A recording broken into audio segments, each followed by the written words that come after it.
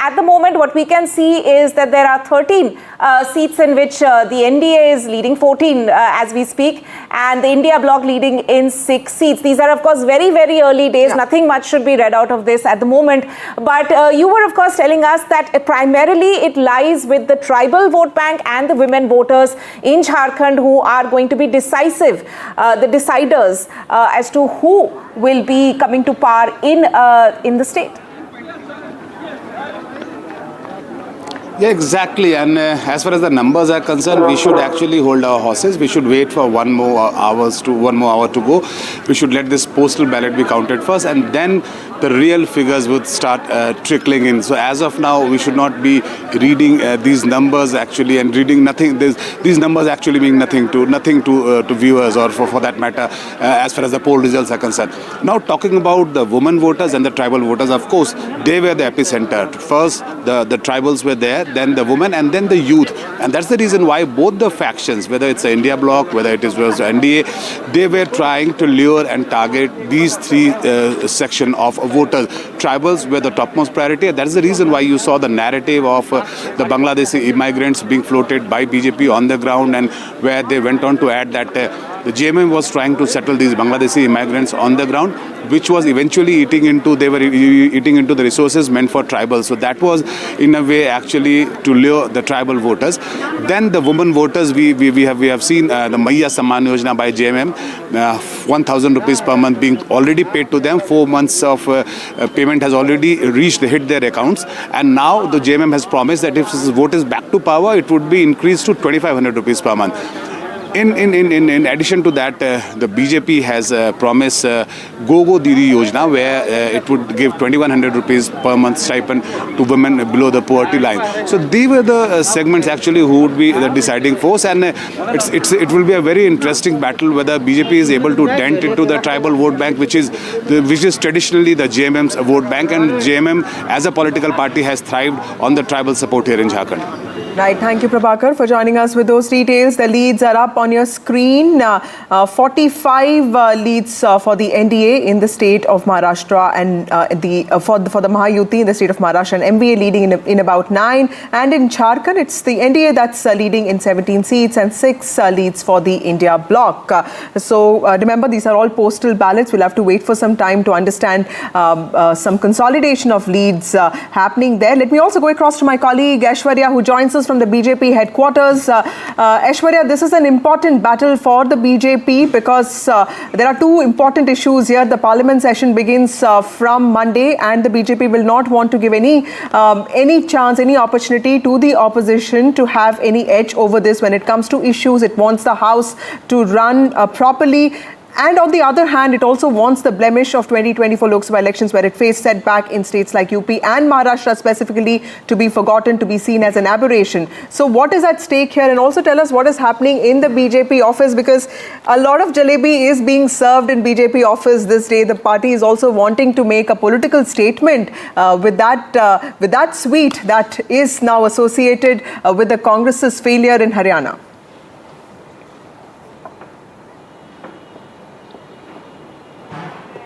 Well, certainly the Bharatiya Janata Party leaders have stated that they will not go with the exit poll predictions. Of course, they will wait for the results, because last time as well, the BJP leaders have called out for the exit polls predictions. As far as the Maharashtra polls are concerned, they had been stating that they will wait till 11 or 12 to get a final picture, and only after that major big political leaders of the Bharatiya Janata Party will come outside.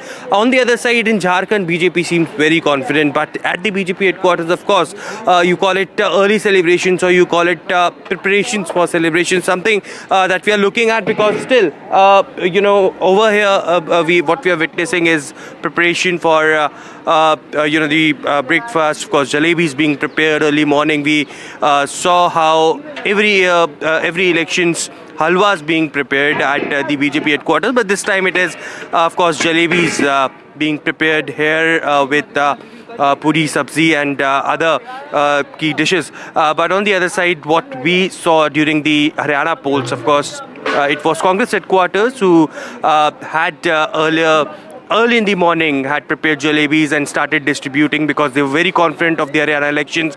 But at around 10 or 11, when the picture changed a bit, it was Bharatiya Janata Party, who distributed almost 100 kgs of jalebis, and this time it is, of course, the BJP who is early morning, preparing these jalebis. The leaders have given, of course, the Karyakartas about how much the jalebi should be distributed. Of course, it was a flashpoint between the BJP and the Congress. Jalebis is something that was much talked about, but let's see who will taste these jalebis after the election results, whether it is the Congress or the Bharatiya Janata Party.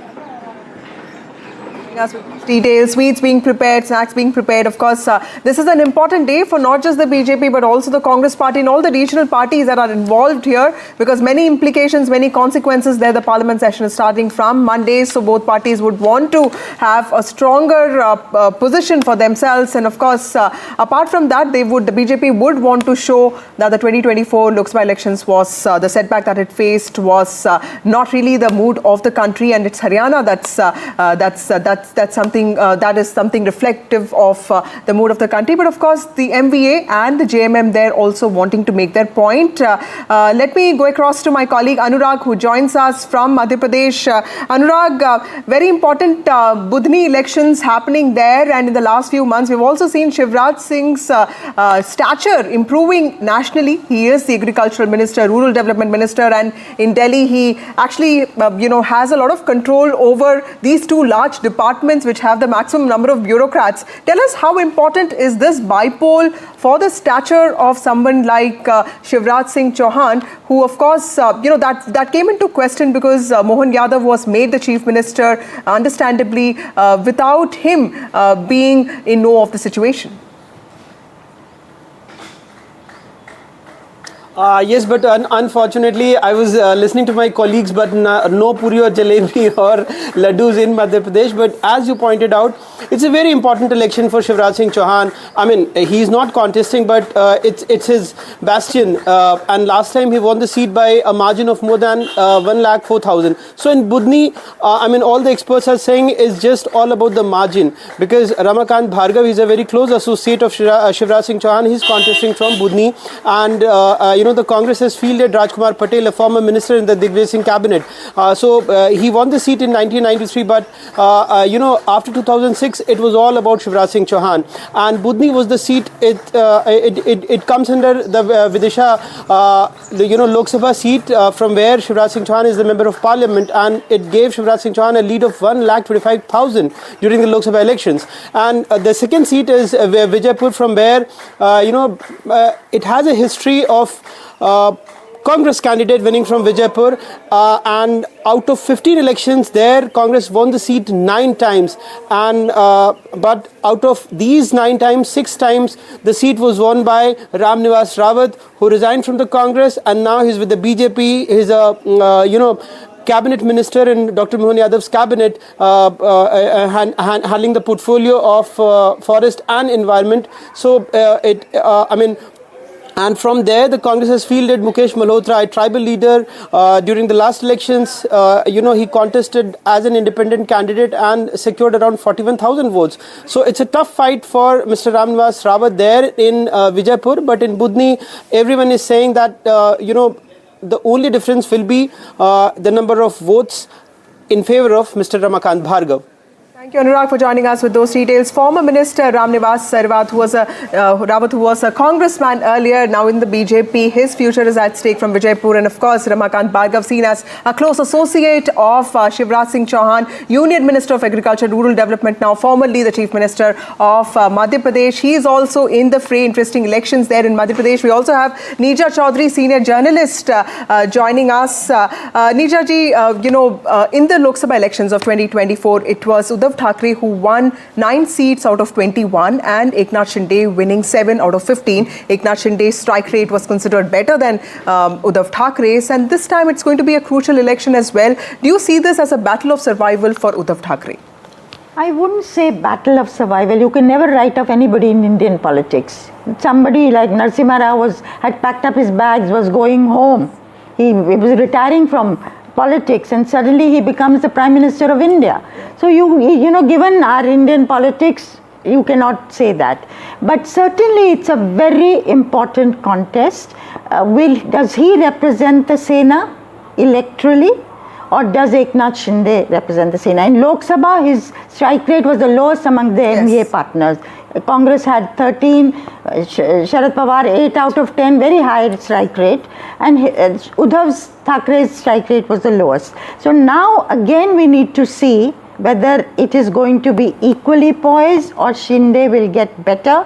And if this is the kind of lead, I mean, this is only through the through the postal ballots, but if this kind of a lead is retained, then that shows Shinde will be also doing well. It's not only the BJP. Absolutely. Other partners will also be doing well. Yes. So yes, it's very critical for Uddhav Thackeray, because so far his stand has been, okay, the MLAs have left me, but the ground level Senics are still with me, and they matter. They are the people who are the face of the Sena with the ordinary people. I know in colonies people say, we will vote for the Sena. Why? Because हमारा सारा काम कराते हैं. कुछ भी चाहिए तो हमारा काम होता है. We can go to them.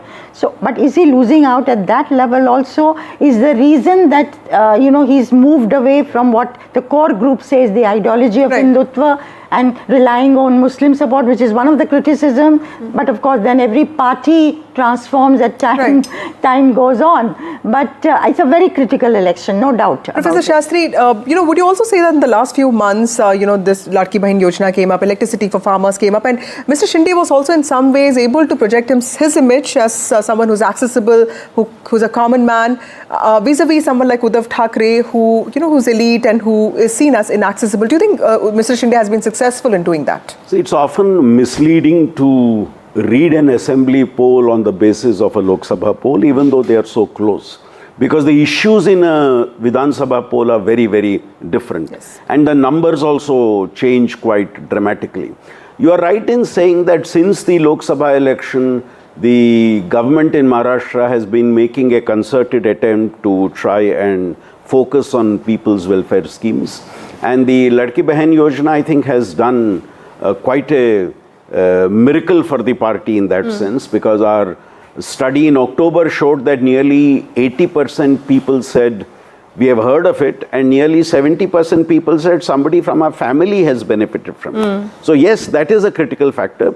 And the second point you made, that Shinde being projected as a prominent Maratha leader within that alliance, and being made by the chief minister and remaining as chief minister, I think was a critical factor in the whole social coalition that they were trying to construct of bringing the Maratha vote in. So today will tell us whether actually both these strategies have worked effectively or not. And I think the Mahayuti is hinging its success on these two very, very critical elements. Right. Coming to you, Nija ma'am, as far as Jharkhand is concerned, you know, of course, a lot of exit polls have given Mahayuti the edge. But do you see a scenario where the smaller parties will have a role to play in Jharkhand, because there is a tight contest there, according to certain exit polls, between the JM Congress combined and the BJP on the other side?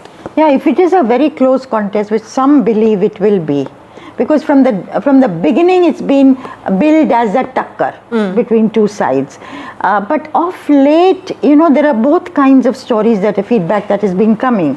One, that the BJP had moved ahead because of a variety of reasons, anti-incumbency against Soren, corruption, and also recent days stories have been coming, there is an anti-outsider sentiment. Now, anti-outsider sentiment is of a kind that not the locals, and I don't mean the tribal versus non-tribal, but people from outside have taken leadership in Jharkhand, and there has been a reaction. I don't know how strong this sentiment is, how relevant it's going to be, but certainly there have been voices expressing this. Right. If I could just add a point to that. traditionally the JMM and its supporters have been doing well in the tribal region, whereas the BJP has been doing well in the non-tribal region. I think the key to the success in this election is how well does the JMM do in the non-tribal regions even as it holds on to its tribal support, and how well does the BJP-led alliance do in the tribal regions even as it holds on to its support in the non-tribal regions. So I think the advantage of making inroads into the opposite camp's support base is what is going to be critical in this particular election in Jharkhand. So that's why we saw the most aggressive campaign of the BJP in both Santal Parganas and Kulhan. They also got Champai Soren on their side. So while we talk about Maharashtra and Jharkhand, there are also bypolls that happened across the country. Let me go across to Harsha, who joins us from Nagaur. Harsha, while the bypolls, the 7 bypolls that happened in Rajasthan are extremely critical for Hanuman Beniwal, the Jat strongman, or for that matter, Kirori Lal Meena, the maverick politician, but also the Bharatiya Adivasi Party, you know, a fledgling party that actually made a lot of mark in Lok Sabha elections and also in the assembly polls. Tell us, how are the smaller parties actually, stacking up when it comes to the possible outcome here? Well, yes, I'm very glad you asked me this question about the Bharatiya Adivasi Party. Really, you know, in South Rajasthan, there is a new kind of tribal identity that is at play that we can see on the ground. The Bharatiya Adivasi Party started off as the BTP, and now, of course, it's split and it's the BAP. And they really have, made a mark in the south part of Rajasthan, and I think they're going to be a problem both for the Congress and the BJP in the years to come. So that seat of Chaurasi, where you remember Rajkumar Roth, who is the BAP leader, he's become the Lok Sabha MP, the first MP from the party. And there, the kind of identity politics that you can see. I mean, you have the BJP who's saying the tribals are Hindus. You have the tribals who are saying we are not Hindus. Some tribals are saying we are Hindus. So really, that's the fight for the tribal identity in South Rajasthan. Now, as far as Hanuman Beniwal is concerned and the RLP, you're talking about smaller parties. Well, you know, here it's all about the Jat vote. Remember, the Jat vote is very crucial in Rajasthan. And when Atal Bihari Vajpayee put the Jats into the OBC category in the 90s, that's when the party got 120 seats in Rajasthan, which was that election that Vasundhara Raje fought. So, of course, we saw that the Jat vote in the Lok Sabha elections kind of shifted away from the BJP because of the farm law agitation, or even because of the agitation over the Agniveer issue. Now, we are seeing that these seats, which are really crucial, Jhunjhunu, Keemsar, which is where I am, Nagaur, these seats are very, very important, because if the BJP regains these seats, it means that there's again been a kind of a shift in this kind of caste arithmetic. Also, the most obvious is, of course, that, you know, it's a litmus test for the Bhajan Lal government. It comes exactly 1 year after Bhajan Lal took over as Chief Minister of Rajasthan. Nobody knew who he really was. He was the person, backbencher in the BJP, suddenly catapulted to a leadership role. Vasundhara Raje has not been very active, of course, ever since that happened. So somewhere it's going to be a litmus test, not only for Bhajan Lal, the Chief Minister, and 1 year of his governance, but also it will be a litmus test for the entire BJP leadership, because most of them are new faces. So how has that gamble paid off of creating a new rung of leadership in Rajasthan? That's the most obvious fallout of these by-elections. Very crucial, I have to say, for state politics. There'll definitely be political indicators. And of course, that slapgate that we saw, you know, Naresh Meena, who left the Congress, stood as an independent in Devli-Oniara talk, made headlines there. That seat is also going to have results coming out this morning. Right, significant results will come out from Rajasthan there as well. Harsha, stay with us. I'm also joined by my colleague Ratnadeep, who's tracking all the by-elections which took place in multiple seats across the northeast, 5 contests in Assam and 1 in Meghalaya. Ratnadeep, all eyes, of course, will be whether or not BJP and its allies will be able to hold on to the 4 seats that they had, in fact, won earlier in the region among all these seats which had gone to bypolls. That's right. In fact, as we speak, the counting for the postal ballots continue in the counting centers for this 5 bypoll seats which actually got negotiated after their sitting MLAs contested the Lok Sabha elections and won. And among these 5 seats, 4 are with the BJP and allies, 1 with the Congress, and the contest is there for that 1 seat which is with the Congress, Samaguri, a Muslim majority seat which is a Congress stronghold. Remember, since 2001, Congress heavyweight from Assam, former Minister Rakibul Hussain, who this time contested the Lok Sabha elections and from Dhubri and won with one of the highest margins in the country, had represented Samaguri, and this time he has fielded his son, 26-year-old Tanzil Hussain. But Samaguri had been in news because there have been major pre-poll violence causing death of a person. They have been firing on the convoy of a BJP MLA. The Congress candidate has been attacked. In fact, we were reporting from Samaguri on the day of the polling, and while we were reporting live, there were skirmishes happening in our backdrop that NDTV brought to the viewers in terms of the intense fight that is there between the BJP and the Congress there. The BJP has fielded young leader, State Unit General Secretary Diplu Ranjan Sharma. So BJP want to win that seat back from Congress and make a dent into the Congress stronghold. But what is important to note here is that the rest of the 4 seats where the BJP has an upper hand, there would be a test for the Congress, particularly in the Bihali seat, where you have a BJP turncoat contesting on a Congress ticket, and these is a seat where Gaurav Gogoi, who is seen as the emerging face in terms of Congress leadership in Assam, had campaigned there heavily. So this is a test for Gaurav Gogoi as well. It is a test for the second-rank leadership of the BJP as well, because they had spearheaded the campaign this time in Assam, since Chief Minister Himanta Biswa Sharma was largely busy with the Jharkhand election, though he campaigned at the last moment for party candidates. Sarvanand Sonowal was not seen much, 1 or 2 rallies. So therefore, this is a test for the BJP leadership beyond Sonowal and Sharma in this election versus Congress's emerging face, Gaurav Gogoi.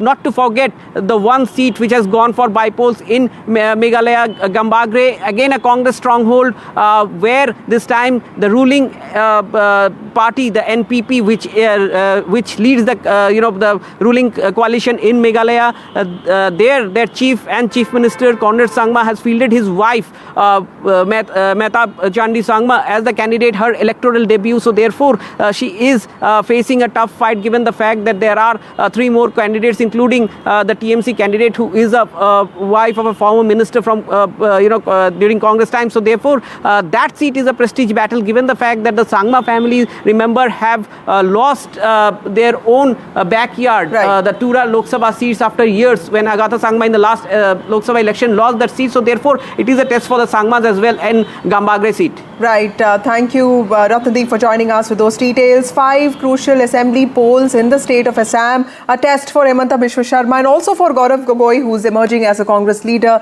for the state of Assam. Going back to my colleague Anuj, who is reporting for us from Mumbai. Anuj, Maharashtra is where all eyes are on, and the early leads have started coming in, and they are in some way showing a lead for the NDA, although these are just postal ballots being counted. This is a huge state. We'll have to really wait for some time to understand how this consolidation of victory takes place, and even then we will not be really sure if that's actually the government that's going to be formed. Tell us, how are political parties getting their preparations in order, because I'm told that there are helicopters on the standby, there are hotel rooms that were booked yesterday. So clearly this is also a projection of confidence, but there's a battle of perception when it comes to Sena versus Sena. How is that battle coming along?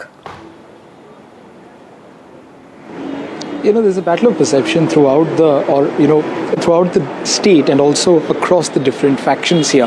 One thing is for sure is that both the alliances are ready for some sort of unnatural partnerships to take place post the result, because we've seen that there has been some sort of a conflict within both the alliances over several matters. When you talk about Mahayuti, firstly, it's about the chief ministership's face. I mean, of course, in MVA, they made it very clear that, Congress and Rashtravadi did not want to go with the face, but Shiv Sena UBT faction was very much willing to do it. But at the same time, even in Mahayuti, we see that there is not a consensus, because Devendra Fadnavis has been giving hints about coming back to power, but he's also said on multiple times that he's completely out of the race.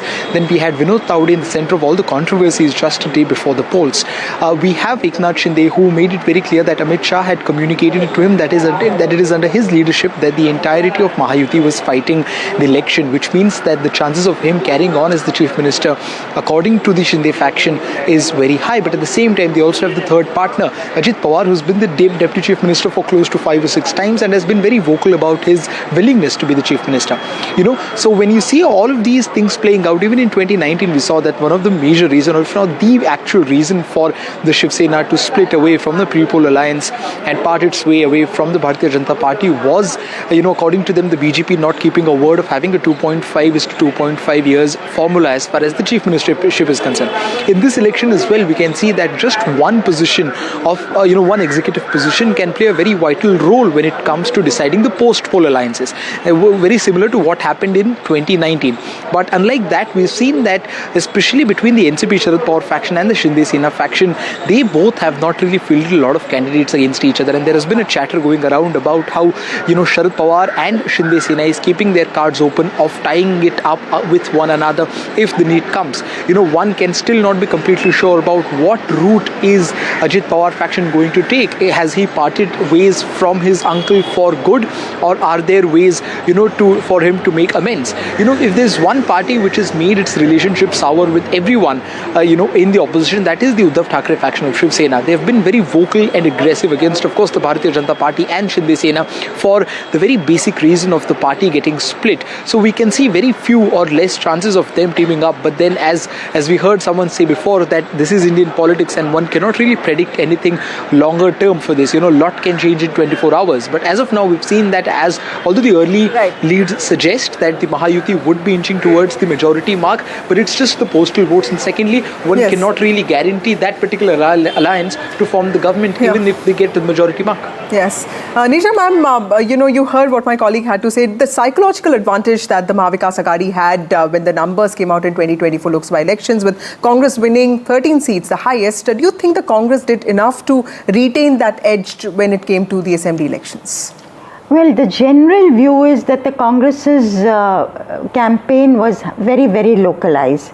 There wasn't a state leader campaigning all over for various constituencies. Rahul Gandhi went as a national leader and did few rallies, but it wasn't like a blitz. But then this time, the Maharashtra election was more about state leaders and less about the national leaders. In fact, people didn't talk about Narendra Modi or Rahul Gandhi at all.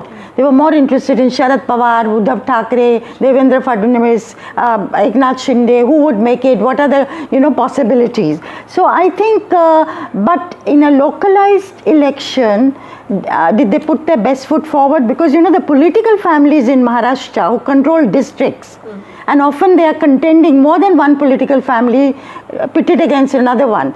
Like Narayan Rane's family, whose two sons are contesting from Sindhudurg, as opposed to the Naik family, who are the fours. So there are many local, I have called this a hyper-local election, the Maharashtra election. Therefore, very difficult to predict, because there are too many players taking place in action there. So to answer your question, did they put their best foot forward? People feel they didn't put their best foot forward in Jharkhand, certainly. Yes. Because they were given 30 seats in that alliance and 41 to JMM. Yes. And then to RJD and CPIML. And people felt that, in proportion to what they'd been given, they had not done their best. But they just campaigned in the seats where the Congress was that also. But I think it's much more than, it was more an alliance that was there, MVA rather than Congress per se. Right. And sympathy for Sharad Pawar and Uddhav Thackeray, because they'd been betrayed by their parties. The parties had split. That had played out in the Lok Sabha. Okay. Now, does sympathy manifest itself second time over in the same manner? Right. Then the other thing that went in their favor was Maratha Muslimen. Dalit combination, did that also weaken? Did the Dalit component of it weaken? Even though Marathas, I think, have been with them. I think Jarange Patil's, decision to not really contest elections, because in Marathwada, the BJP faced one of its worst setbacks, winning just about one seat. Do you think, Professor Shastri, that was one thing that was key to this election outcome, whatever it is, Maratha factor? The Maratha factor is going to be critical.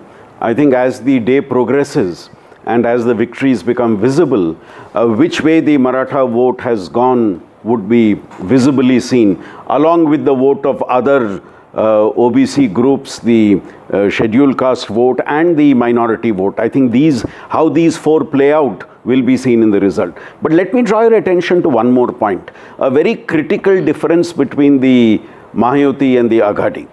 In the case of the Aghadi, the three parties left each party to focus on the region that they were strong in. So you had Sharad Pawar focusing on North Maharashtra and West Maharashtra.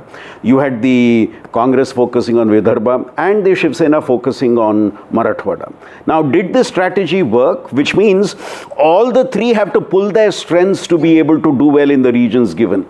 On the other hand, in the Ayuti, you notice that the BJP has a majority of the seats across regions, whereas the Shinde Sena is in its pockets and Pawar's NCP is in its pocket. So this is a very different strategy the two followed, and which strategy appears to have the upper hand again is what we will know by 12 o'clock today. That's right.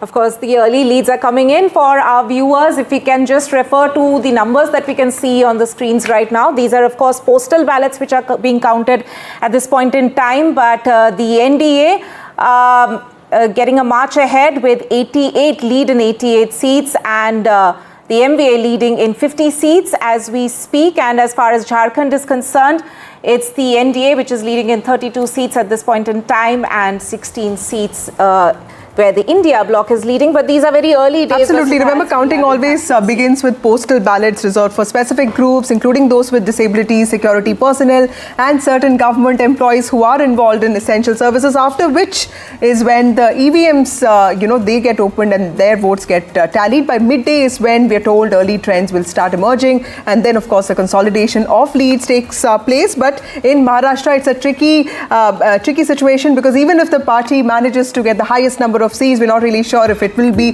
part of the government. So I think it's very good that we are taking this electoral insurance policy at regular intervals, because I think last time around also there was this excitement about certain parties doing well in the initial phase and the ultimate result being different. So I think to err on the side of caution is much better, and that's nice that we are doing it today as part of our analysis. Absolutely. So early trends have started coming in, but they can be misleading. We'll have to wait and watch how this situation pans out. But remember, important elections there, fight for the economy, for the capital of economy, for the financial capital of the country, and also Jharkhand, which is crucial to the tribal identity. Important wars taking place, and of course 42 bypolls, which will also see Priyanka Gandhi's electoral debut. And if she makes it, all Gandhis will be in the parliament. That itself is going to be interesting. Right. Time for us to take a very short break, but stay with us. Coming up on the other side, Vishnu Shom and Maria Shakil.